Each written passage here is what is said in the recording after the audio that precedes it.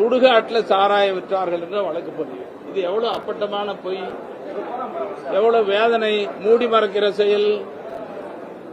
அது மட்டும் இல்லை, இன்னைக்கு கள்ளச்சாராயங்கிறது இன்னைக்கு கள்ளக்குறிச்சியில் நடந்திருக்கு.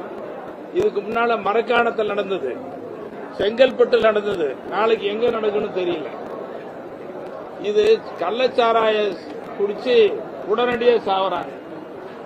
டாஸ்மாக் சாராயம் மெல்ல சாகடிக்கும், இது கொஞ்சம் கொஞ்சமா சாகடிக்கும். ஸ்லோ பாய்சன் சொல்றாங்கல்ல, இது விஷச்சாராயம் உடனே சாவு, டாஸ்மாக் சாராயம் மெல்ல மெல்ல சாகடிக்கும். அதனாலதான் எங்க மருத்துவரையா அவர்கள் பாட்டாளி மக்கள் கட்சியின் சார்பில் 44 ஆண்களாக சொல்றாங்க. 44 ஆண்களாக போராடுறோம், பல மாநாடுகளை நடத்தியிருக்கிறோம், போராட்டங்களை நடத்தியிருக்கிறோம். தமிழ்நாட்டில் ஒரு சொட்டு மது இல்லாமல்